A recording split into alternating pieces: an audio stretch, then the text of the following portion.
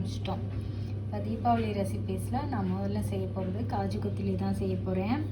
நம்ம முதலே போன வருஷம் வந்து காஜு கத்திலி போட்டிருக்கோம். அது வந்து கொஞ்சம் அந்த பாகுலாம் பார்த்து சுகர் சிரப் வச்சு செய்யணும். அது வந்து கொஞ்சம் டிஃபிகல்ட்டாக இருக்குதுன்னு ஃபீல் பண்ணுறவங்களுக்கு, ஏன்னா அந்த சிரப்பு அதில் பதம்லாம் தெரிய மாட்டேங்குதுன்னு சொன்னாங்க சில பேர். அதனால் அவங்களுக்கு ஈஸி மெத்தடில் எப்படி காஜு கத்திலி செய்யலாங்கிறத நான் இப்போ காட்ட போகிறேன். அதுக்கு வந்து நான் 1.5 கப்பு வந்து கேஷ்யூ எடுத்திருக்கேன். 1 கப்பு 1/2 கப்பு.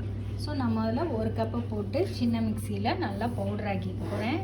இது வந்து நீங்கள் வெளியில் வச்சுருக்கிறத விட கேஷ்யூவை வந்து பவுடர் ஆக்கணுன்னா நீங்கள் வந்து ஃப்ரிட்ஜில் வச்சுருந்து எடுத்து பவுடர் ஆக்குனீங்கன்னா கொஞ்சம் ஈஸியாக இருக்கும். இருங்க, நான் மிக்சியில் போட்டுறேன். இப்போ வந்து நான் முதல்ல 1 கப்பு போட்டு அரைச்சிக்க போகிறேன். அரைச்சிட்டு அப்புறம் அந்த 1/2 கப்பையும் திரும்ப அரைப்பேன். நான் வந்து 1 கப் கேஷ்யூவை நல்லா பவுடராக அரைச்சிட்டேன். இப்போ அதை வந்து பவுலில் போட்டுக்கலாம். இப்போ இந்த 1/2 கப்பை வந்து அரைக்க போகிறேன். 1/2 கப் கேஷ்யூவை இதில் போட்டு இப்போ வந்து 1 கப்பு இது கேஷ்யூவை அரைச்சி இதில் கொட்டிட்டோம். இப்போ மீதி உள்ள 1/2 கப்பையும் நான் அரைச்சிக்க போகிறேன். இப்போ பாருங்கள், 1/2 கப்பு இதையும் அரைச்சிட்டோம். அதையும் அந்த 1 கப்பு இதோட சேர்த்துக்குவோம். இப்போ இதை எல்லாத்தையும் ஒன்றா சேர்த்தாச்சு. இதை கீப் ஃபர்ஸ்ட், இது வந்து இப்படியே இருக்கட்டும். இப்போ இன்னொரு ப்ராசஸ், நம்ம 1.5 கப்பு கேஷ்யூவை எடுத்து பவுடர் பண்ணி அங்கே வச்சுருக்கோம். இப்போ அதுக்கு நமக்கு 1 கப் ஐசிங் சுகர் வேணும். ஐசிங் சுகரை எடுத்து இப்போ நம்ம வந்து இந்த இது ஜல்லடையில் போட்டு இதை வந்து இது பண்ணணும். ஏன்னா இதில் வந்து கட்டி கட்டியாக இருக்கும் ஐசிங் சுகர். ஸோ அதை வந்து முதல்ல நம்ம ஜலிச்சு எடுத்துக்கிறோம்.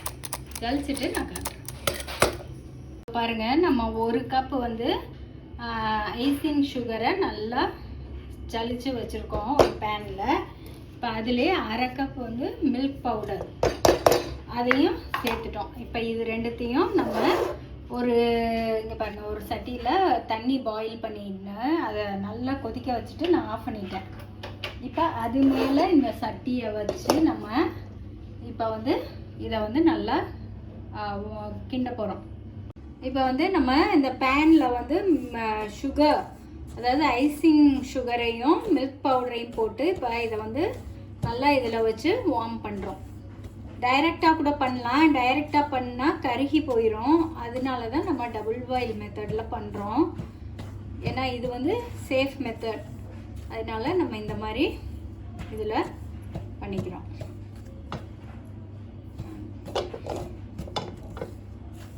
இது வந்து நம்ம ஜஸ்ட் சூடு தான் பண்ணுறோம். ஏன்னா பால் பவுடரில் ஒரு பச்சை வாசம் இருக்கும்.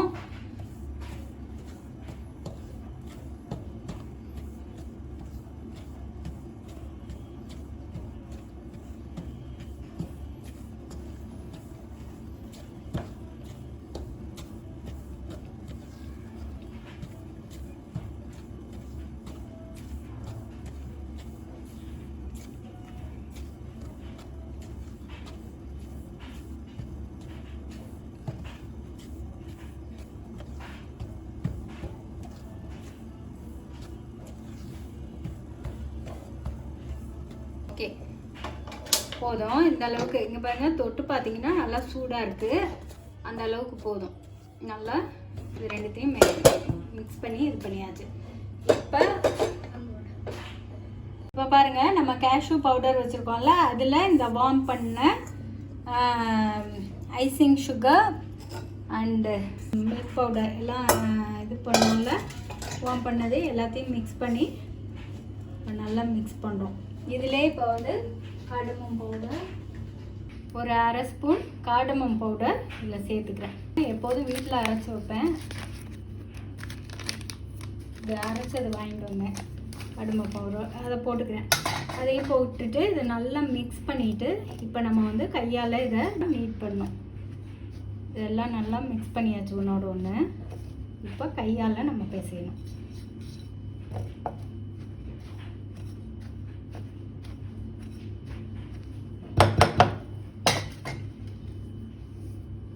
இப்போ இதில் கொஞ்சமாக நீங்கள் என்ன பண்ணணும், காய்ச்சி ஆற வச்ச தண்ணி, இல்லை நீங்கள் சுடு தண்ணியும் ஊற்றக்கூடாது, பச்சை தண்ணியும் ஊற்றாமல் காய்ச்சி ஆற வச்ச தண்ணி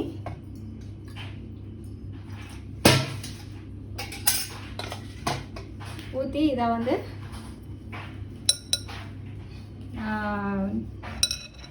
மாவாக இதை பிசையணும், சப்பாத்தி மாவு மாதிரி பிசையணும். இதில் வந்து நீங்கள் ஏன் காய்ச்சி ஆற வச்ச தண்ணி, பால் கூட ஊற்றி பிசையலாம். பால் ஊற்றி பிசைஞ்சோன்னா வெளியில் வைக்க முடியாது. பால் ஊற்றி கூட மிக்ஸ் பண்ணலாம். பால் ஊற்றி மிக்ஸ் பண்ணால் ஷெல்ஃப் லைஃப் வந்து சீக்கிரம் இதாயிரும், வீணாயிரும். அதனால நீங்கள் காய்ச்சி ஆற வச்ச தண்ணி இப்போ கொஞ்சம் கொஞ்சமாக தெளித்து இதை வந்து பிசையணும். நல்லா கெட்டியாக பிசையணும்.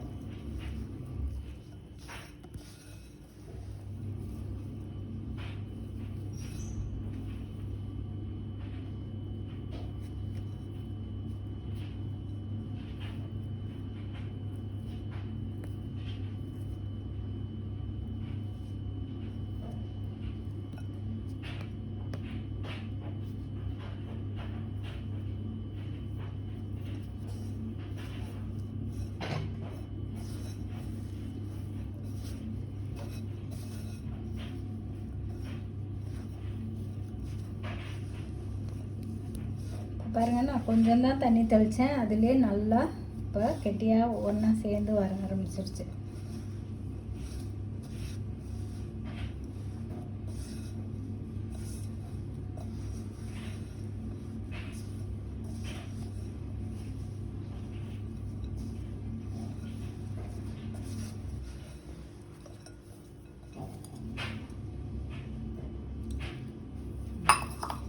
நான் கொஞ்சம் தண்ணி தெளிச்சிக்கிட்டேன்.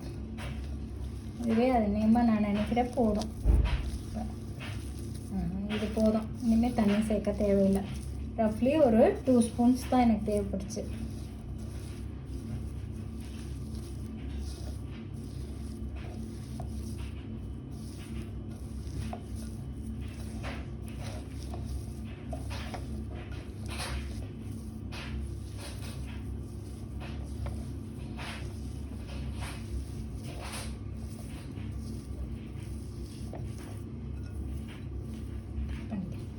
இப்போ வந்து ஒரு நம்ம இது என்னது கட்டிங் போர்டு மேலே நம்ம வந்து வச்சு இதை வந்து இப்போ தேய்க்க போகிறோம்.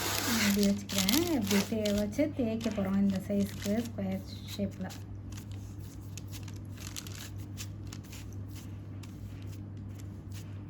அது மேலே ஒரு இது வச்சுக்கோங்க, வச்சுட்டு முடிஞ்சாலும்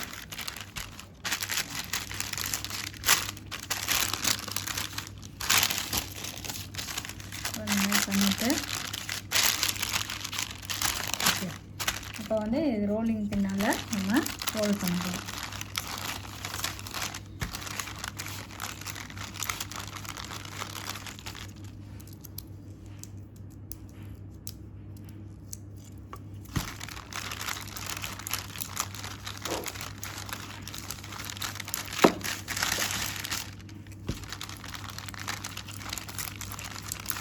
ஒரு 1/4 இன்ச் திக்னஸில் நம்ம வந்து இதை ரோல் பண்ணணும்.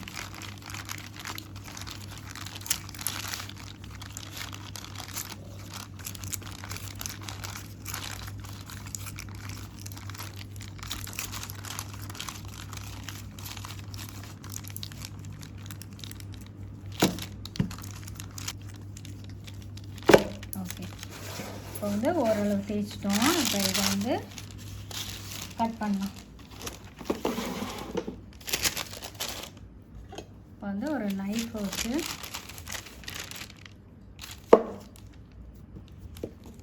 வந்து சைட்ஸில் முதல்ல ஸ்கொயரை கட் பண்ணிடுங்க. இப்போ இதெல்லாம் திரும்ப உருட்டி நம்ம அப்புறம் கட் பண்ணிக்கலாம்.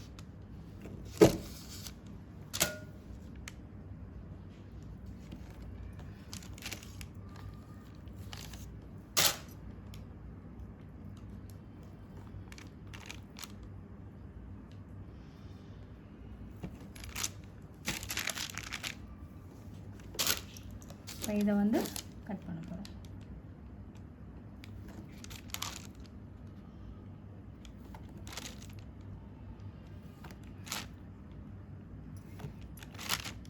கட் பண்ணிவிட்டு இப்போ வந்து டைமண்ட்ஸாக கட் பண்ணோம்.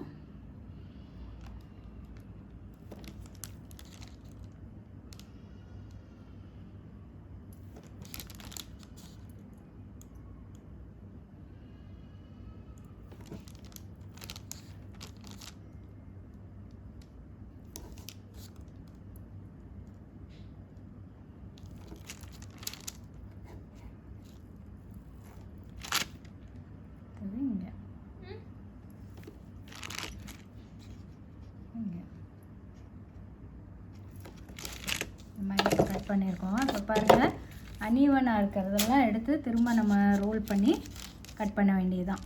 இதே மாதிரி உருட்டிட்டு. ஸோ நான் எடுத்துகிட்டு எல்லாம் கட் பண்ணிவிட்டு காட்டுறேன்.